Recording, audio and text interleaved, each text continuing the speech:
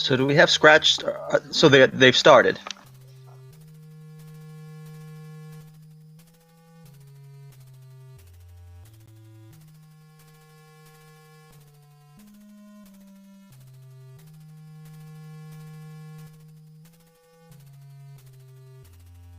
I'm having trouble getting Scav's stream up. It's... Give me 1 second.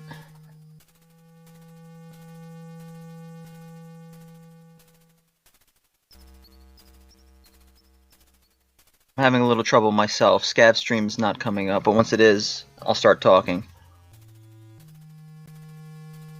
Okay, so it looks like I got them synced up, and they're both approaching Dungeon 1, right? So it looks like Scratch is slightly behind Scav. So this is the third out of their 3 races, and they've each won 1, obviously. Hopefully Scav is feeling a little better than he was the other night. And it looks like he got into the first dungeon at 1 minute, so it does seem like, you know, he's playing it close to the top of his game, if not the top of his game. Scratch is right behind him.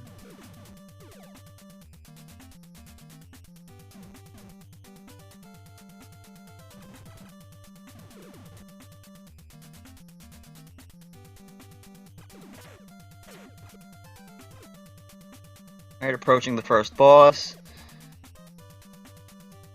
Scav stopping to get his missiles. Scratch doing the same.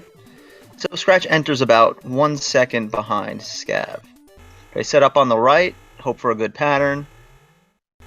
And as we've said many times, the first couple of levels is just completely execution. There aren't any sort of variations, whether one person's going to attempt a trick that the other one's not going to. And looks like Scav, again, he finished first. He's about 3 or 4 seconds ahead.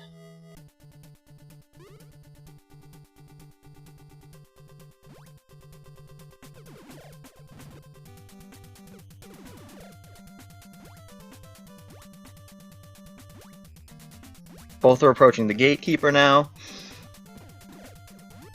Scratch in the first race, I think, got trolled by the Gatekeeper a little bit. I think that the gate did not open after he beat him, and Scav was gallant enough to allow him to restart the race, which ultimately Scratch won, so it would have been over if Scav had just kept going, but he wanted to win on merit, not on some, I guess, sort of cheap technicality, though technically it is the player's fault. And Scav is about a room and a half, about a room ahead. They're now in the same room. Yep, not too bad. It's pretty close so far. Only just a couple screens apart. Just for sync purposes, both of their timers are at 3:11, 12, 13. Yeah, I've got them at 18, 19, but... So yeah, just have to pause a little bit. Yep. Let me do that. Alright, so this is, so far, these guys have already played 2 races. This is a sort of a continuation of a match that they started earlier but didn't have ability to finish. So they went 1-1. ScratchDragon actually winning the first race because Scavenger had, what was it, a soft lock in Area 7 that set him back too far? Yeah, he soft locked and had to start. He didn't pause...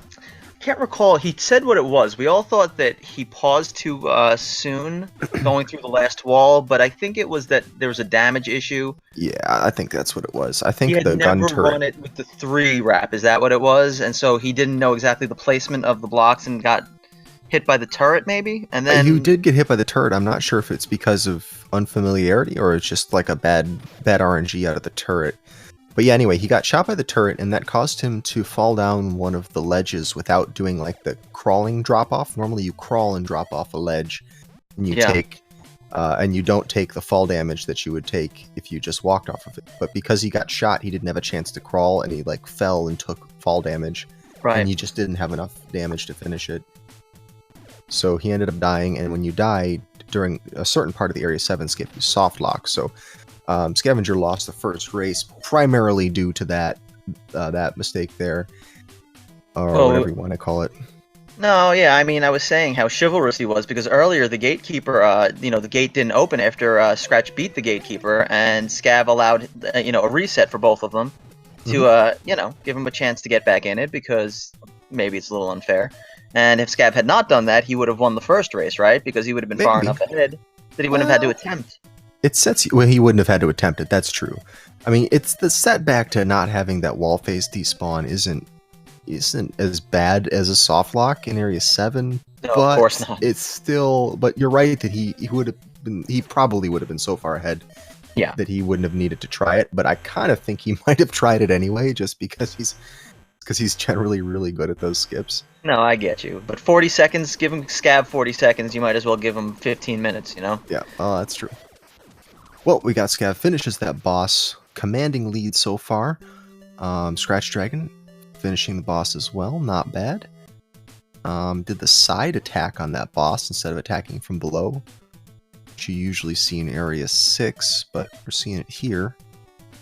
It doesn't hurt to do it stick them up and miss the entire boss fight. Oh, whoops. Well, yeah, it was a quick boss fight for both of them. Well, there's nothing really to say, right? I mean, it's the first time that maybe you do the stun grenade, but still.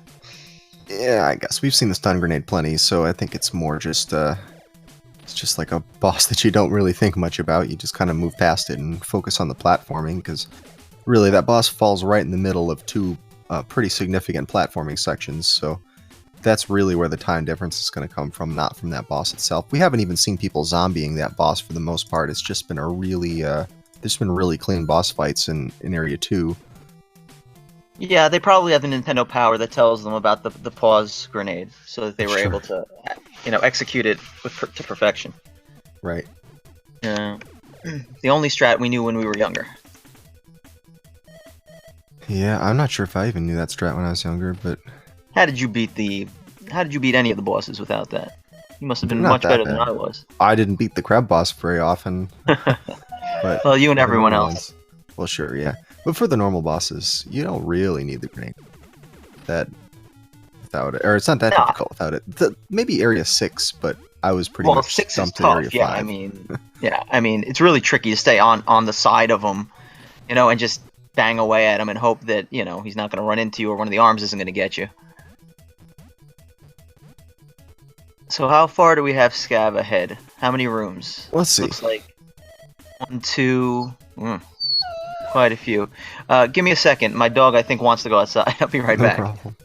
You wanna go, Carly? Come on.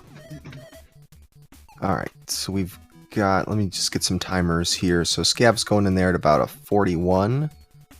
And Scratch still has, oh man, a couple of things to do. He's got this room, then the next room, then he'll be the one that Scav is in.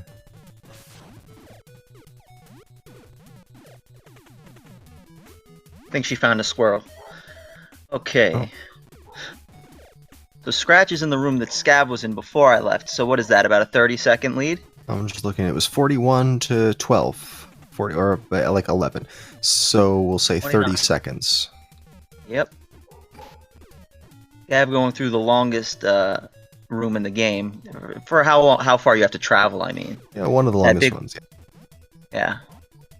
I was talking to Dragoon about that. What would be a longer room? I mean, some of the Area 6 ones might have more, more area. Area 8. But... well, this room that Scavenger's entering now, I think, is probably the longest one in the area. Yeah. Yeah. But yeah, I always thought the other one was, but you might be right. But 3 does have some of these sort of windy rooms that, you know. 2 has those big rooms also, where you're doing all the vertical. Well, that's true. 2 has some very enormous rooms. That's a good point. We don't really think much about 2 because people generally don't die in Area 2. Yeah. Whereas right here, you're in a bit of a health crunch, usually. Yeah. Scavenger, though, is doing fine on health. He got there fine. He needs to take damage here. He hasn't... Did he? I can't remember now if he took a death in Area 2. We're seeing a lot of people taking deaths in the boss dungeon of Area 2, just because it's a nice quick spike death right before the boss of Area 2. And he's clearly taking a death here, I mean. He probably, well, yeah, he's definitely going to take one here. He probably already took his other one. I think they both did. Yeah. Scratch is at the beginning of the dungeon, and Scav is at the end of the dungeon.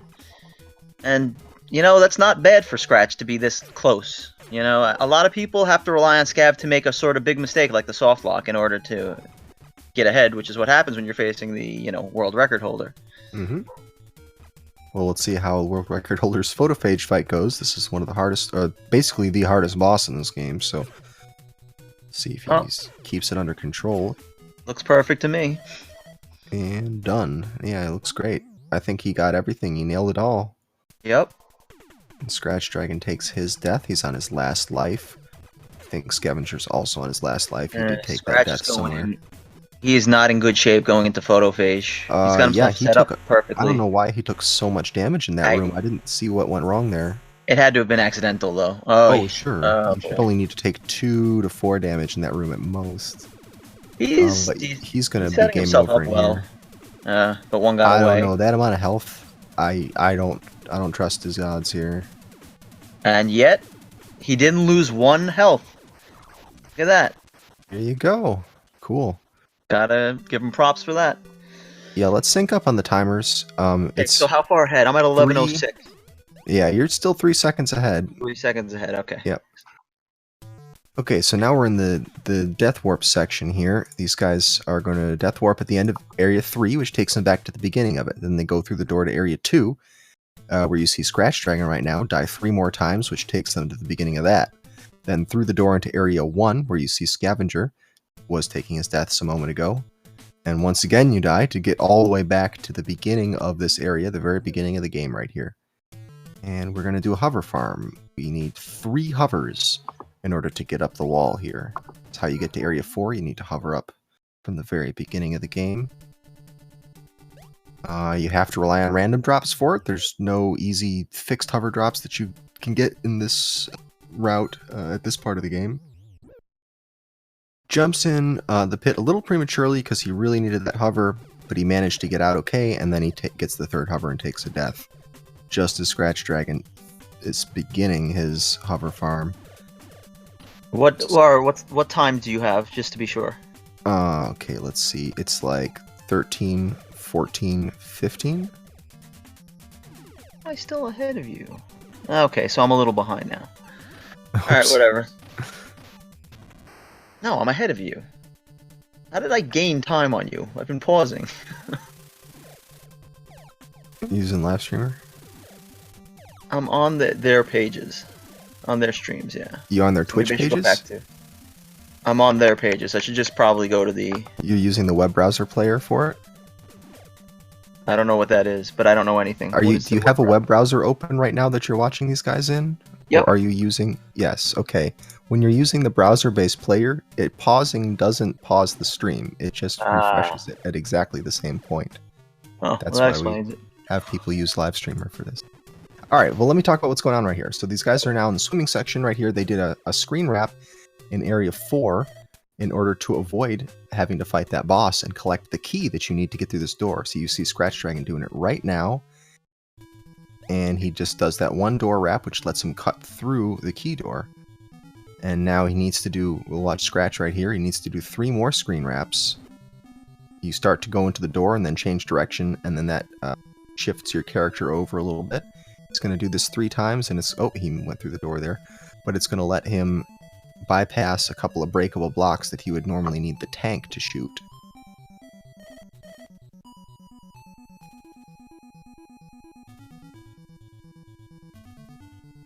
Alright, I was absent for about 20 seconds to let my dog in, but now I'm back. So I see Scratch doing the wrap right now, and Scav is a bit ahead of him. Okay, the timers are 1, 2, 3. I'm at like 5, 6, 7. Pretty close. Yeah, I'd say. Decent. Scav going into the boss dungeon right now. Yep. Here he is. He's going to take 1 death here. Did he take a death anywhere else? I'm as bad at you as noticing when they're taking deaths. No, I know. He did it at the hover section. So he's already taken a death in the hover section, so he's just going to take his 1 death here. Yeah, he'll do it in the hallway probably, but he despawns the turret, so he has to run into the first toaster.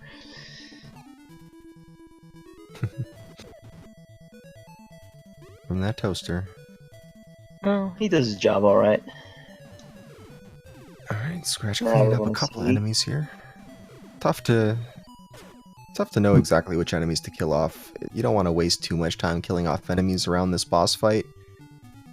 You know, but despawning the turret actually has got to be, what, a 2-second loss, maybe? I mean, well, yeah, no one seems to be able to die on that turret. Well, ScratchDragon just did it. ScratchDragon just died on the turret there that we'd like to... Oh, yeah, that's the one you're talking about, right? As soon as you enter the room? Yes. Right, yeah, it's pretty hard to get that one to appear. You have to know which is the right set of enemies to shoot. So you have to shoot particular enemies to get him to appear? That's strange. Yeah. I thought if you shot certain ones, he didn't appear. Well, no. It's like when you go through a transition, a door transition, like the enemies that are on the screen that you're leaving still count. And so some of the enemies on the next screen that you're entering will not spawn because there's just a limited number. Right. So you have like 2 rooms enemies spawned at the same time. And it has to do with which of the last set of like 3 or 4 toasters there, which ones you leave alive affects the turret. But even lately in my runs, I can't seem to get the turret to appear. I used to have a great pattern. I don't know what I'm doing differently now. And how much time do you think is lost on that? Because I was saying, a second and a half. Yeah, to walk all the way over there. Yeah. So do we need to explain what happened with Zoidberg there, or do we feel like we have informed enough audience? Well, we do have a pretty informed audience, I would think, but we should probably anyway, because this is the only race we're going to have between these two. So yes, that crab glitch there, which you saw, instead of fighting the crab boss, which would be probably the hardest boss in the speedrun to fight normally, considering we don't get any kind of gun upgrades or anything, that crab boss is made much easier by a glitch that lets you exit the room after the boss has spawned. And it's pretty simple to do. All you need to do is pause the game while it's fading out. There's like about 8 frames where it's fading to black, and if you pause at any point during that, then the game will neglect to disable that door. So after the boss has spawned, you can just walk right out of his room and fight him in the previous room, where he is a much easier fight because his positioning is all glitched out, so he doesn't really fight back. And that's what we just saw. And ability to even hurt you. Right, he doesn't shoot, doesn't move, so pretty easy target. And since we missed Scav doing it, we're going to see the Leap of Faith coming up in Scratch's stream in a second. Maybe we will. Yeah, true, but he'll pass the Leap of Faith if he doesn't do it. And right. Regardless, so there's this jump. There's an upper and lower route, and I'm always confused as to why the runners feel like they need to do the bottom route when it's not so much of a time save, and he completes it. Had he missed that jump, he would have had to get himself killed, start at the beginning of the room, and I don't know, how much time is lost? 10 seconds there? 12 seconds? Oh, yeah, 20 seconds probably to die and come back to repeat that room, probably about 20 seconds total. Yep. So no fun. You sure don't want that. We have seen people go for the safe strats, going over the top instead of under, and then getting hit by the caterpillars and stunned, and then falling in the pit and ending up just as bad off. So I don't really want to criticize anybody for taking the safe strats there. I think it's or for not taking the safe strats. I mean, either one. Nothing is safe. Each his own. Yeah, nothing is safe. So just do what you got the highest success rate with. So Scavenger already in the dungeon. That's a good death right there. There we go. And he needs to take one more death somewhere in this dungeon. If he wanted to be safe with this amount of lead, he could, if he was concerned about maybe dying to a zombie glitch at the boss here, he could just forego this second death and just take the death after the boss, assuming he still has that life left over then. But no, he's going to take the death right there on the spikes, which is the optimal spot for it. As far as we can tell, that those are the 2 best spots to take death in this area. Well, for the most part, we're going to be seeing Scav do the optimal time-saving strats, right? Like, he's not going to play it safe pretty much in any respect. I think probably not, and I think that even with a big lead, well, he doesn't have a big lead. At this point, he is going to have to go for the area 7 skips, because if he doesn't, ScratchDragon can beat him. He's not that far ahead that he can do a free area 7 the slow way. He's got to do the skips, but I think that even if he was farther ahead, we would still see him doing the skips. Do you think that there's any element, and I'm not saying on the part of the runners, but is it perceived as showing up your opponent if you're that far ahead and go for the skip anyway? Is it like tacking on runs even, in baseball when you're already 10 ahead? I I don't know. Like when I see it in a race, someone that far ahead and they're still going for the skips, I think that they're just being reckless or that they didn't bother to practice the other method. That's always what I think. But the thing is, you want to do the thing that you normally do, and Scavenger has done thousands and thousands of runs of this, and that's how he does it. So, to do something different is going to throw you off your game. You may as well do what you're most familiar with, even if it doesn't seem like strategically the safest bet. No, I agree, and I know Scav well enough to know that he's not trying to show anybody up. But I'm, curious as far as perception goes. Not from the runners who are all, it's a pretty tight knit community. They're all sharing their secrets with each other. That they are happy when other people get, PBs and break records. So it's not like they're trying to hurt each other. But in other sports, it only goes so far. You don't swing for the fences when you're ahead 20 runs because it's showing them up. But I agree, they're doing what makes them what's comfortable, and you don't want to break from that. And anyway, Scav, they were close enough that Scav would need to go for it anyway, so no question about it. Scratch was practicing the skip right before the race, though, as many runners do. Yep, and we saw him skip the flashing hover. And as we've said before, typically when players are going to be playing through Area 7 the normal way, even if they're going to be playing through only half of Area 7, they still will get that hover, and Scav skipped it, so I'm assuming we're going to see him doing both skips, which strategically is the right move here, because ScratchDragon is not far behind him. Scratch is very good, and he's had a little tough luck in the tournament. He sure has. I mean, it's partly the bracket that he was placed in. Nobody's having an easy time in this bracket. But yeah, I think he's won one from every single racer. I think that he's not been shut out in any one of them. So he's posting times, I think. I could be wrong. I'm not 100% sure, but I think. And if this is the case, he must be posting runs, and we can look this up, that are like sub 34 each time. He's getting, sub 33, sub 34 times, and they're just not winning.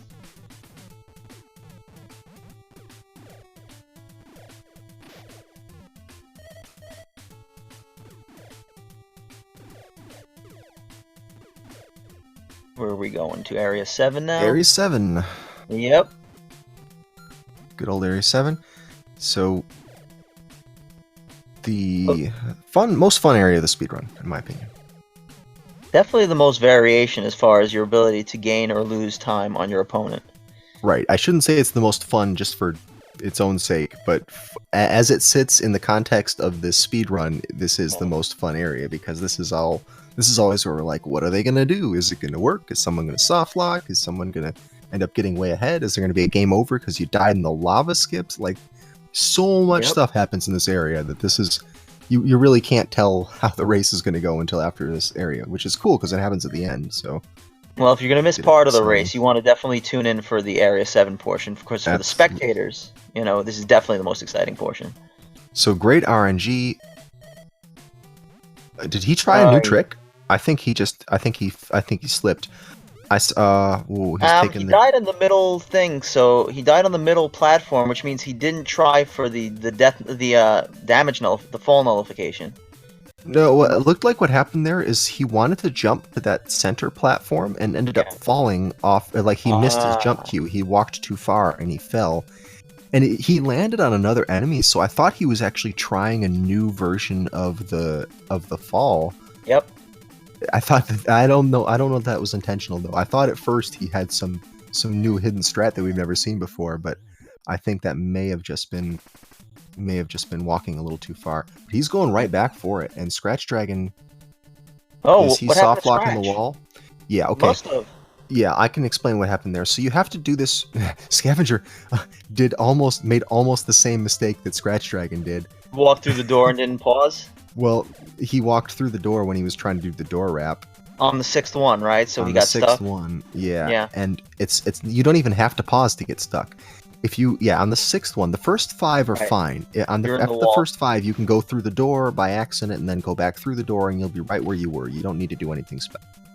But on the 6th one, if you go through the door, do not try to walk back through it, because by 6 shifts of the screen, once you've shifted the screen 6 times, Oh, sorry. Hold on a second. I gotta fix something.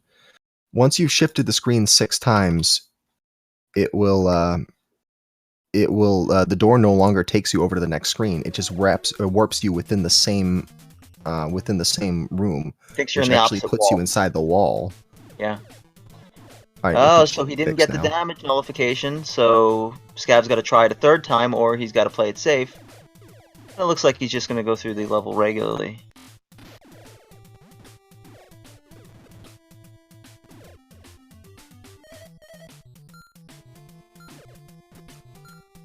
We should also note, I don't know how it is for you, Feasel, but that 6th wrap is, I think, the far and away the hardest of them, right? I mean, because you're transitioning from the right side of the screen to the left side, and Yes. it's not always easy to judge where you need to turn back, so it's sort of easy to go through the door at that point.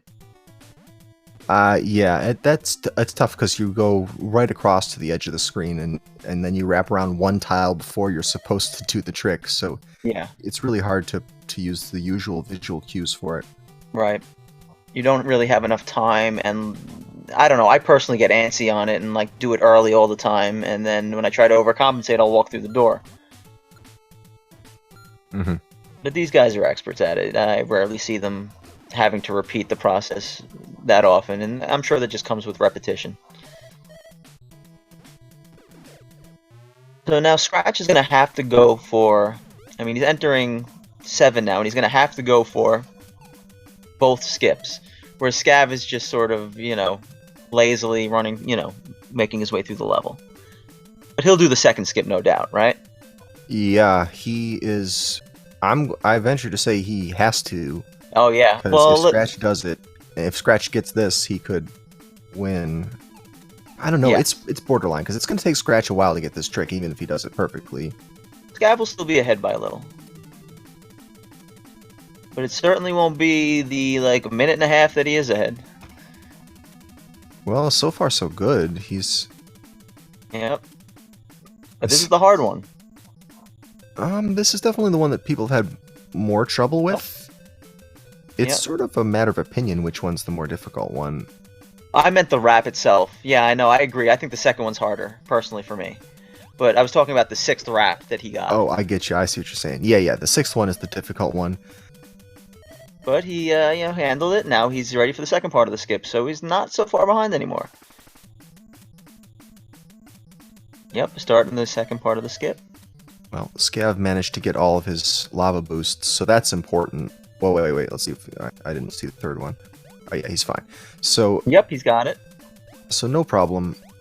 That's the thing right there where you could be a little bit worried because we've seen a lot of people falling in the lava here, just missing these Right. boosts. And this is the kind of thing that shouldn't be difficult, and it's not really a very tight timing window.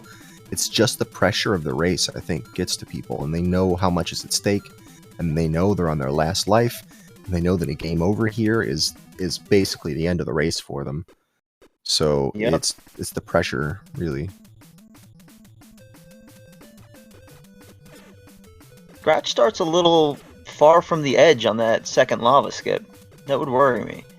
I agree. You want to be as close as you can get to it, I think. I mean, if your strategy is to back away from it and then get a moving start Yeah, before you take the damage, then maybe.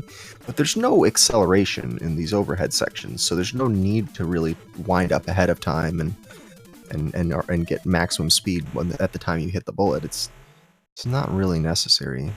But, you know, the fear is obviously that you're going to just walk into the lava while trying to position yourself. Yep, that is the case. Or maybe start moving before you've been hit by the bullet Right. or the enemy. Yeah, I mean, that could be. What I don't understand is that certain really good runners, they wait until the second hit before doing it. But then you're sort of basing when to move on the audio cue, right? Yep, I do that one if I'm trying to do it safely. I'll do 2 hits. Oh, I always And yeah, find it more use the audio difficult. cue.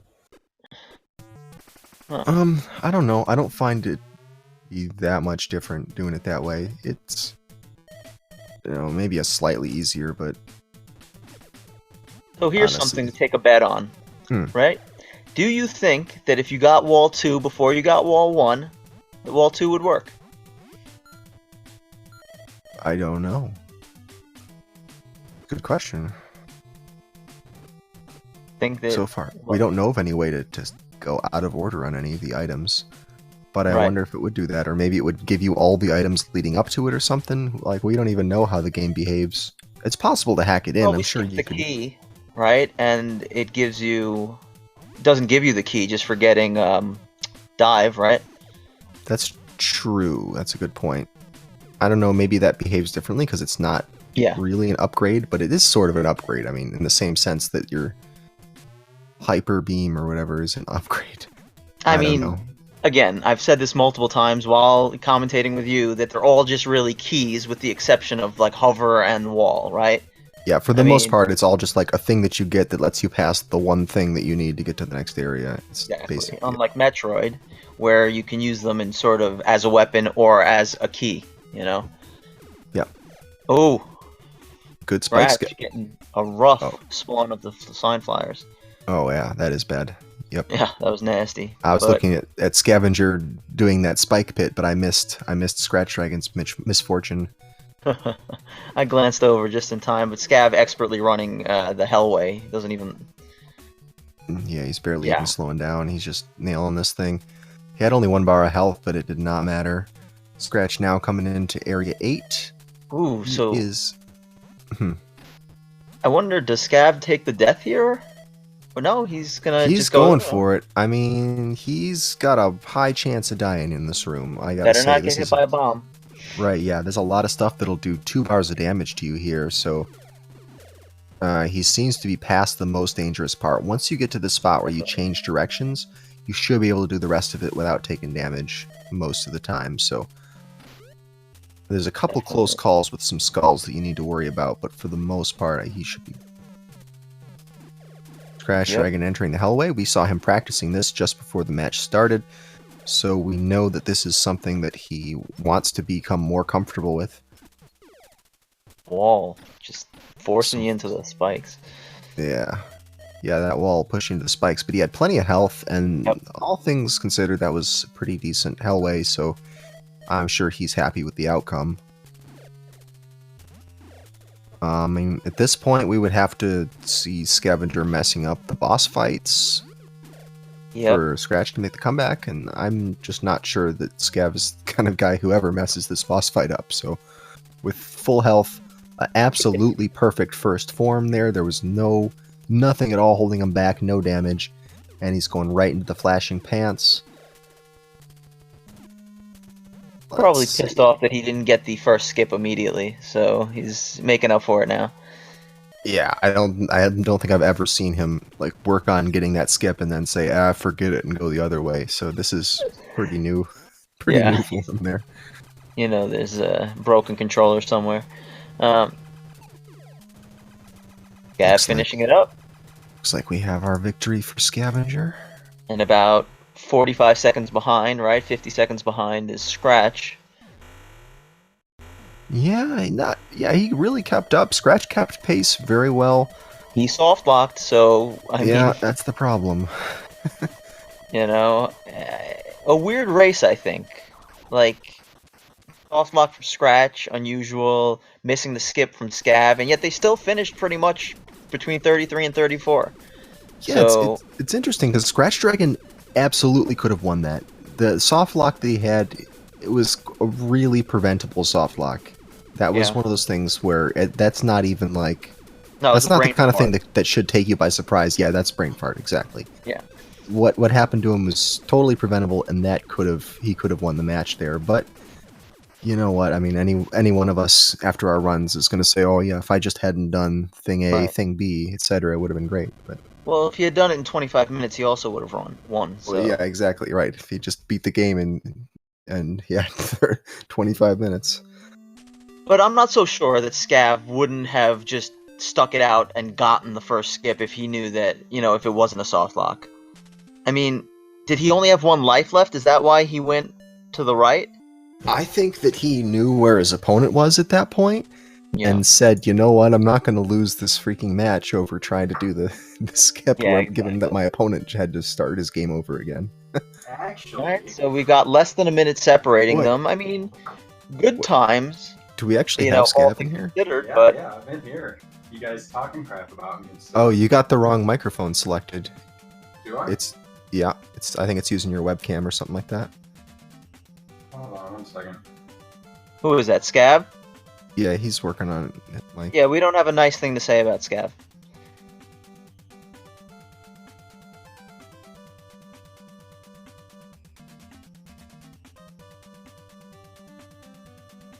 And we got ScratchDragon here joining us. I've got you muted so you can talk now. What's going on, guys? Hey. One mistake. Yeah, one big, ugly, nasty mistake. So yeah, how do you feel about the? Okay, let's forget about that one thing. How do you feel about the rest of your run? No, I feel great. Don't worry about that. The only reason why I'm kind of peeved is because I was practicing that right before the race. I was just like, I should remember this. And as I went through the door the 7th time, I was just like, hang on, stop. What are you doing? And then I pressed left immediately, and I was just like, oh, this is gonna end terribly. Yep. I agree Yeah. that it is. Guys, hear me now? Yeah, you sound great. Yeah. All right. But yeah, I mean, the reason I gave up. No, go ahead. Sorry. No, The go reason I ahead. gave up on the first skip is I was shaking too bad to pull it off. Like I was literally well ahead of world record pace going into that skip. Yeah, it was a pretty tight run. I mean, Yeah, it was a like- perfect How did we not notice photophage that? fight. I was Oh, about 7 seconds ahead of world record going into area 7. Yeah, your hover Oh. farm was fantastic. You got 2 like right off the bat. You went into the pit to get the second one, and as soon as you hopped out of the pit, you had the third one spawn, and then you were so Yeah. low on health that you could just drop right into the pit and die immediately. So that was like almost ideal hover. Yeah, I'm still kind of shaking. I failed that skip and I tried it again and I just couldn't do it and gave up. I was looking at the time, and I was there like, okay, I failed the skip. 31's rolling up. This is probably where he's gonna dot. Where's the dot done? Yep. So If I wouldn't have failed that area 7 skip, it would have been a dot done at about 29:35ish. yeah. Because my hover farm wasn't actually bad either. No. It took me like 2 extra guys to get it, but I got it really quick. I got it. I want to say next to my PB. I'm not even sure because I had to redo my splits. It must have been very close, because if Scav was on world record pace, and you were within 45 seconds of him at that point, Right. you know, Yeah. I don't know how we didn't realize that Scav was that far ahead. Like, that he was that close to a world record, you know? Because we knew he was having a good race, but I didn't realize that, you know, of course, we knew he was pissed off, you know, because he missed it. But at the same time, we didn't know why he would, you know, be that pissed off. I'd be pissed off about that, too. Yeah, my hand was shaking when I went into area 7 when I was doing the first skip, because I was there like I wasn't even thinking about the race at that point, because in this race I closed everything in front of me. Everything. So Yeah, literally my only mistakes up till that area 7 skip was one missed jump in area 6 and getting knocked out of the air and having to jump again in another room in area 6. That was literally it. yeah, I missed a couple of jumps in area 2. Like, I know my time in area 2 can be improved, because when I look at my splits compared to anyone else's that's above me on the leaderboard, they have like a 530 in area 2 when I have a 550. So Yeah, you were about a half a room behind, you know, in area 2. yeah. But other than that... No, go ahead. Sorry. No, but other than that, like, you were falling behind a little bit in the beginning, but enough that it was respectable. But then as the race wore on, it was like you guys were you weren't gaining ground, but you weren't losing ground. You know, so you were pretty much matching Scav after Area 2 for a little while. And, you know, up until Area 7, it was really good. Well, my And then you area got- 6 the felt second time really you did good. really well. Yeah, my area 6 felt really good. Like, I don't know if you guys noticed when I was going through the room after you get the missiles, that little weird ice jump room.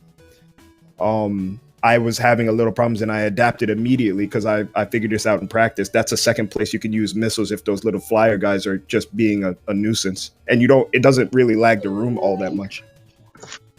There's an ice room in Area 6. Which room is that? It's Literally right after you every get the. other room. Oh, every... I mean, My bad. Sorry, I'm actually thinking hard here. No, he's just me. trolling you. He's Yeah, just I trolling. know, but I'm actually thinking hard, and I'm taking this question seriously. It's awful. Take What it a jerk. seriously. It's a good question. Yeah, Yeah, but good races, man. That was scary. When I failed that first Area 7 skip and I failed it again, I was like, well, I just lost. Oh, I figured I lost after I missed a skip myself. So because oh man, I'm still bummed about failing that Area 7 skip. That would have been awesome to get a world record during a race. yeah, I figured if you were gonna do it, you would have done it in one of these races. You were on a tear, even though you were sick on Sunday. So yeah, I don't know. For some reason, just this run today was insane. How are you feeling, by the way? Better. I wouldn't I was say next I'm to like Scratch, actually. 100% yet, but I'm definitely feeling better. Good. Have you guys got been the hearing my beanie on? dog who's been crying the entire race, or no? Nah. Girl. the way to tell if Scav is feeling well, do you have the beanie on? I do not. Okay, he's still not 100%, boys. Man, Never seen him without. I mean, it is getting to that time of year where the beanie's kind of not necessary anymore. Oh. So it might be Rip Beanie. No. unfortunate. Now, Scav, have you been practicing so much, or have you been just focusing on Zelda recently? My races against Scratch the other night were my first time touching the game in about 2.5, 3 weeks. Yeah, right. Since So I was my like, if you... first race in the tournament, and today I practiced both of the Area 7 skips for about a half an hour earlier in the day. You But rust? that's about it. That's why it kills me that I messed up that Area 7 skip. I should not have jumped early like that. Like, I spent too long practicing it earlier today to do something dumb like that. You Well, know what the maybe- funny thing is about that? Before you got in the call, I was telling him right before the race I was practicing the Area 7 skip myself, and that's where I messed up as well. I saw you practicing Scratch beforehand. Yeah. So, I mean, look, it's rough, but not that it's good. But if you're gonna mess up, that's where people mess up, you know. I mean, it sucks that you had a world record sort of, and and you did really well afterward. Also, I think you did the Hellway Scav pretty perfectly. I think maybe you hit one spike, and then you had 0 health going into the last winding corridor. Yeah, I played it risky and did Yeah. the lag reduction strat where you land on the mine, even though I barely had enough health for it. Well, it was pretty exciting. Like we both thought that were you going to take the death, but you didn't. You kept going, and it paid off. Yeah. If you had taken a death, I think I might have beaten you. Well, that last room in Area 8, well, I guess it would be second to last room, the intestine room, as I've heard it referred to. That room's actually a relatively safe room if you know proper movement through it. Like, I can usually get through that room every time without taking damage. All right. Yeah, so that's not even something that's like, it doesn't even cross your mind. You had 0 health literally, and it wasn't even... Yeah, in my head I was like, I'm fine. Yeah, it doesn't even give you pause. Like, for me, if I had full health, I'd be terrified of every enemy. But I get you. My main thing was I was shaking from the being on world record pace and failed the Area 7 skip, which made it even worse. So then I went for it again, and yeah, it didn't go well. So I just skipped the first skip. So it was literally that you felt like, you were so angry about it that you couldn't do the precise movements necessary. No, not even angry, just from the nerves of being on a world record pace during a race like this, just shaking from it, just nerves. It happens.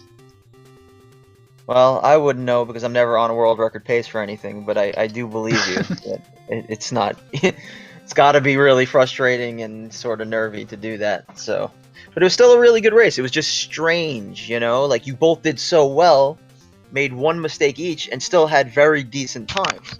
But what could have been, like you guys know. If I didn't mess up on Area 7, I was looking at 3130-ish, 3140. That sounds about right, because if I didn't mess up on Area 7, I was looking at about a 2930, 2935-ish. So, And going by our SRL times for the race, it was about a minute apart. Man, Well, no joke. I could have highlighted that and put it on my stream. Yeah, my boy Scav got his world record against me. You would have felt better about yourself losing if Scav had gotten the world record. You know, Oh no, while I still would have felt like crap about losing, but I would have had this stream as my my go-to stream for my highlight. This is where the world record happened. I didn't get it, but I was there. I was there. Oh, Well, man. we No think such that you've luck, had though. some hard luck. Scav, go ahead. I was just saying no such luck on that. Because I choke. 2 weeks from now, you take a break. You race in 2 weeks, fresh, refreshed, practice, and you'll do it next time. But Scratch, now you've had we were talking that we feel like you've had a little bit of hard luck during the tournament. Have you taken a race from every single racer in your bracket? Yes, I have. And how many W's are next to your name? Oh, there's none. Managed to I'm not- win one game I'm against not everybody. trying to rub it in. What Wow. I'm trying to say is there will be people in the tournament who, lose 2-0 and they'll pick up a win because it'll be like, maybe not the best race, but you've been racing consistently well.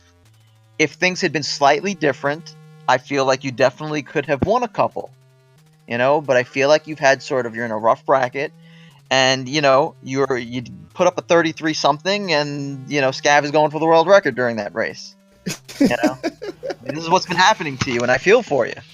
No, I don't feel bad at all. I'm actually, you see, I used to play like Magic and stuff like that back in the day. And the only prayer that you have at the beginning of every tournament is, please God, don't let me go 0-2.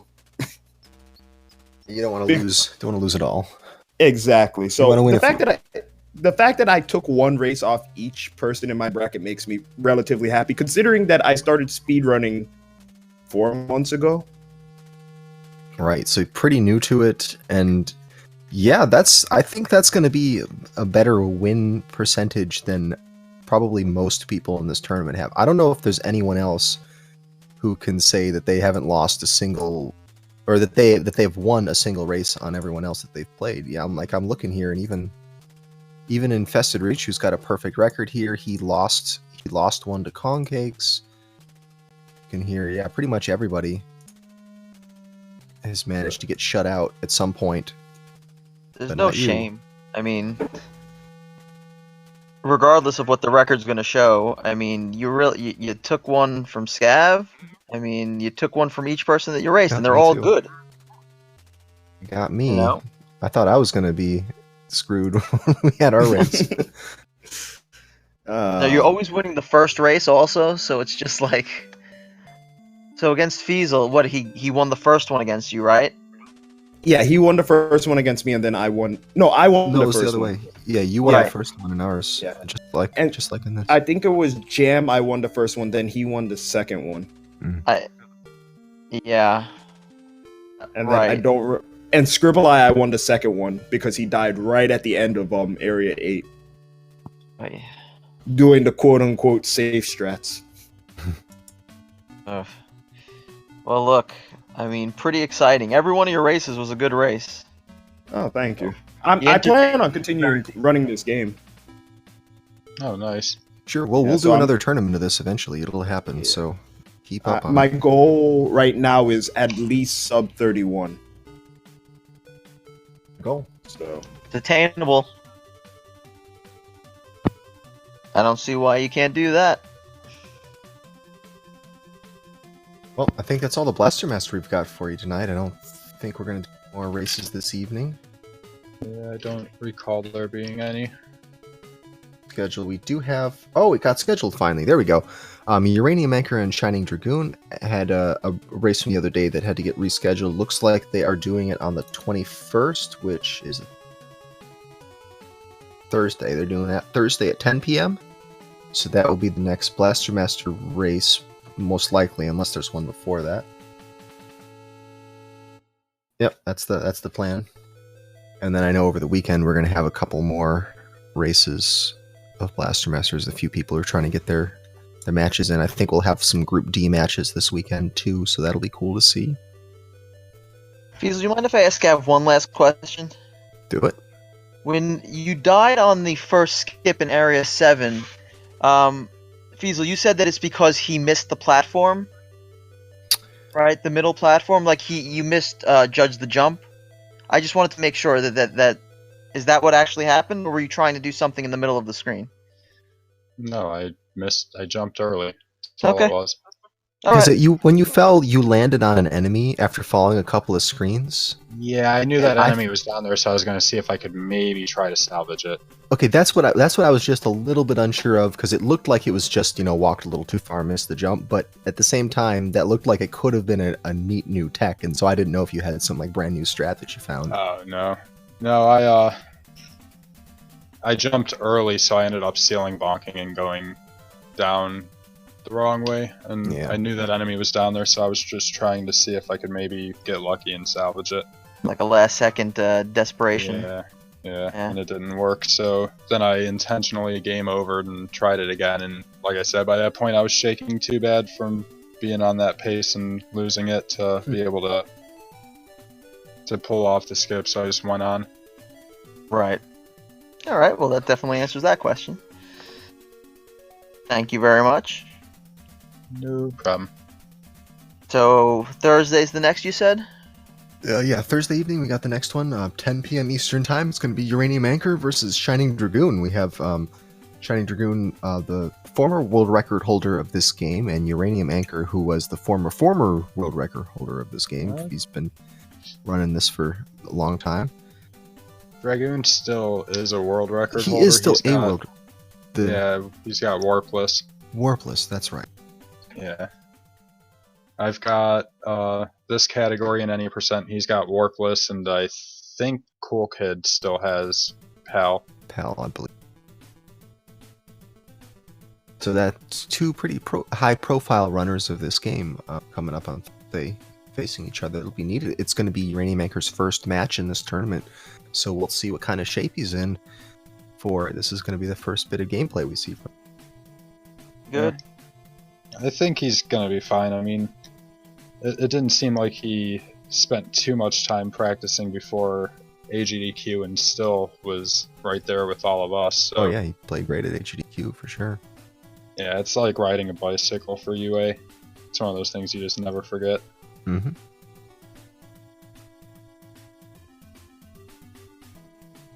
That's that. That, I guess.